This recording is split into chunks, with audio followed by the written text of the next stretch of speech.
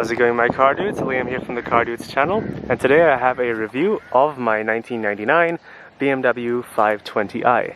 This video is a long time in the making. The car is finally done and I'm ready to review it. So as always, I'm going to show you guys the interior and the exterior of the car. So sit back, relax, and enjoy. Starting off with the trunk, there are 4 ways to open it, either with the key, by sticking it in and twisting it there, through the button inside, or through the electronic release right here on the trunk itself.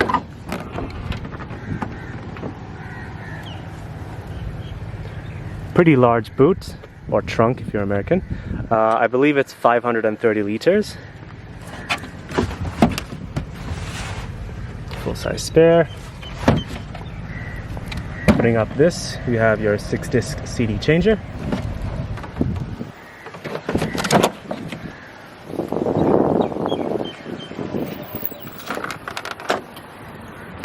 Coming to the back seat, very wide opening doors.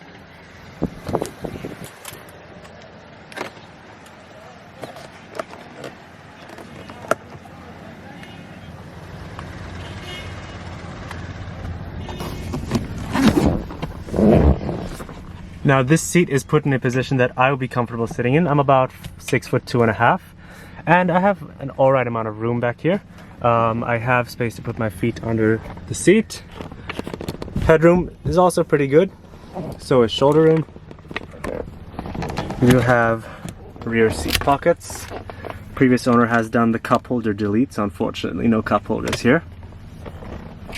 There's a center armrest, but there is no trunk pass-through.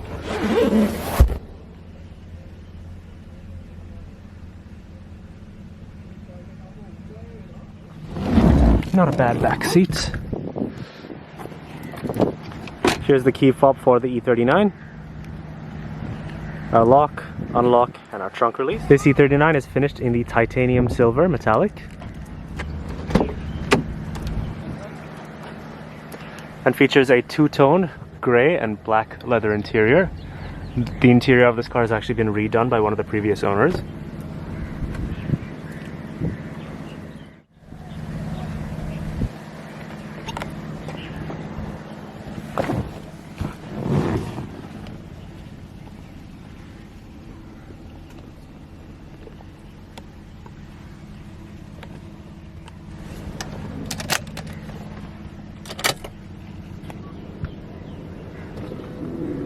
This particular E39 has 173,836 kilometers.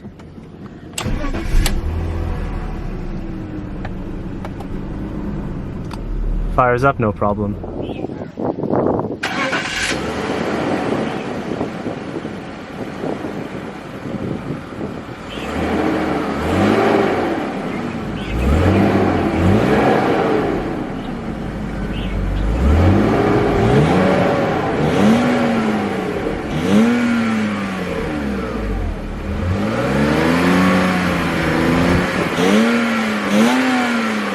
Has a 3-spoke hydraulically assisted leather wrapped steering wheel.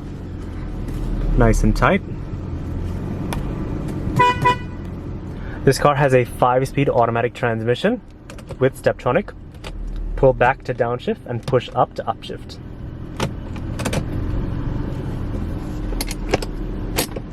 Alright, so let's go ahead and turn on the headlights, high beams, front and rear fog lights, as well as the hazards.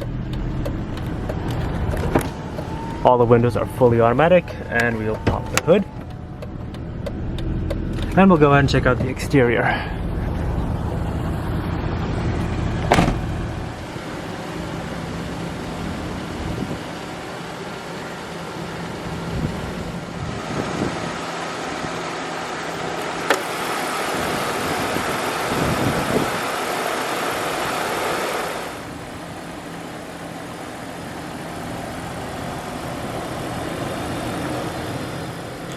This E39 has BMW's M52 Technical Update B20.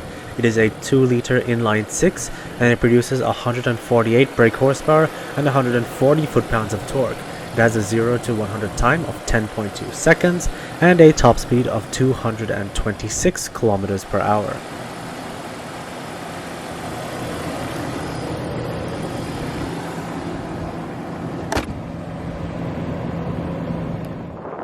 As many of you already know, I am a huge E39 fan.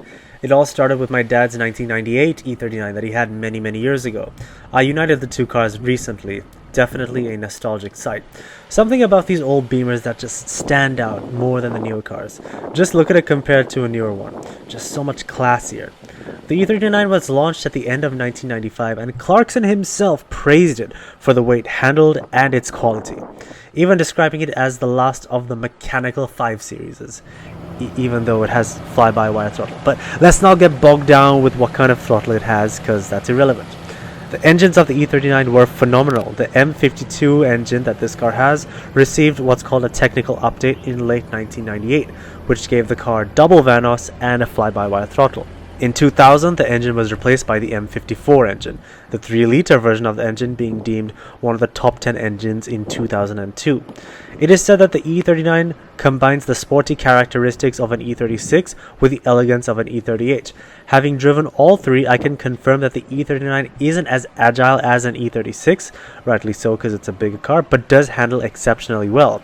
And while the E38 is far more boat-like than the E39, it is very close in terms of comfort and quietness. In the current Sri Lankan market, car prices are all over the place.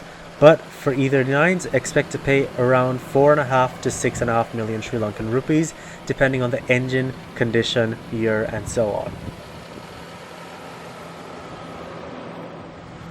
Looks, of course, are subjective, and I feel this particular E39 is a bit of an uncle spec. Small wheels, base bumper.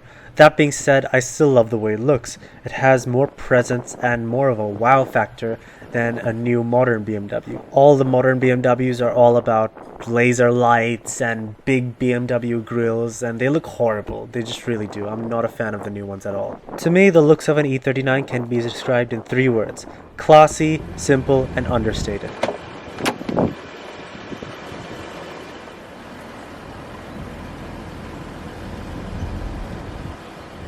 Coming to the interior, power windows, locks and mirrors. It's a manual driver's seat.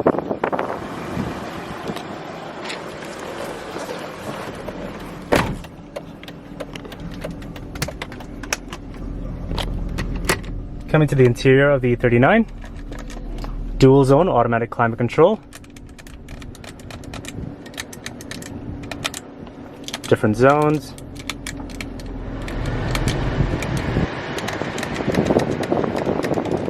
Fan speed, AC, and so on.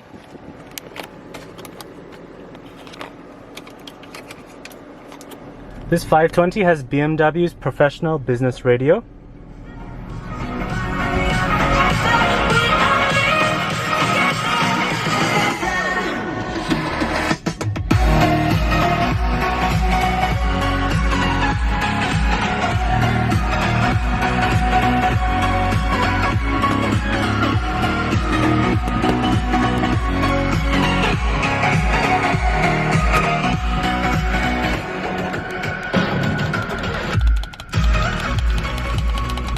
Camera, of course, does not do justice, but it sounds amazing.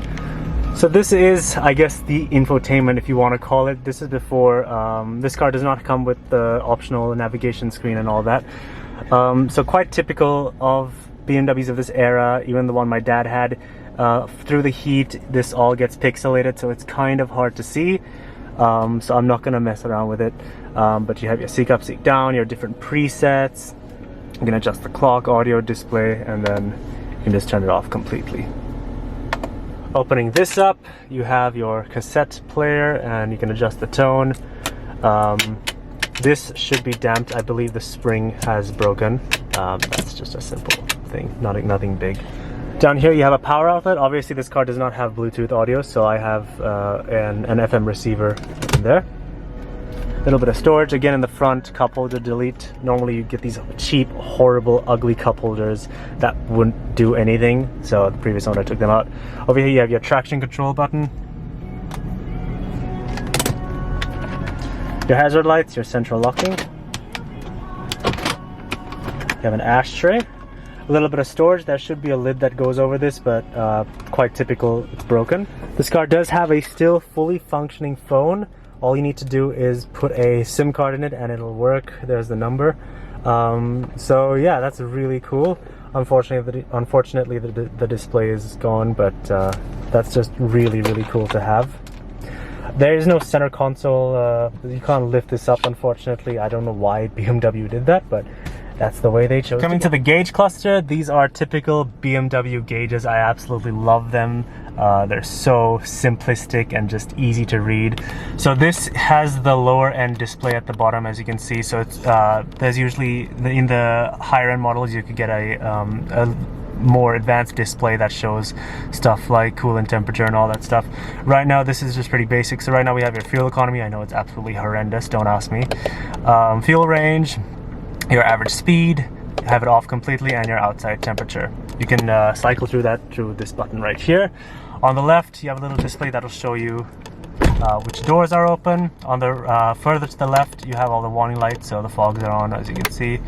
Then second to the right you have your different gears that you're in. Manual cars don't have this. And then some more warning lights over there. And also you have your standard steering wheel controls. You have your cruise control right here. Push that, you can see it pop up, and this is to increase, this is to set the speed, and then your volume controls and seat up, seat down right here. Now in terms of interior quality, BMW was on a roll at this point in time. The interior is absolutely beautiful, really nice quality materials used, very squidgy and soft. Even all the way down here, all the way down, you know, very nice, soft. The door panels are lined in felt. The interior quality is just really nice. BMW did a really good job. The seats, I can't really critique these seats in particular because the previous owner has redone the interior. So the seats don't feel like the original seats. The material is much more different, and yeah, I'm not a fan of them, to be honest. They're quite flat. The actual OEM seats are much better in my opinion, but they're pretty comfy. They do the job. No problems there. And in terms of like the driving position and all, I'm very comfortable here. I can see over the bonnet quite easily. There is plenty of shoulder room and headroom as well. Coming out here, you have an auto dimming rear view mirror with your dome lights. You also have a full power sunroof, one touch.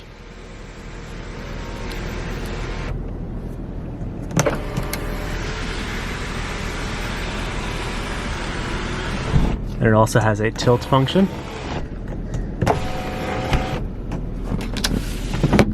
Alrighty, it's about it for this one. Shut it down.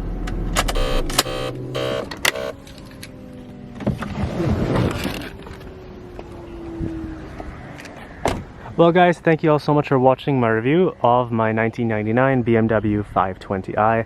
As always, I hope you guys enjoyed the video, and let me know what you guys think of the review in the comment section below. Once again, thank you for watching, and I will see you guys in my next video. Drive safely till then.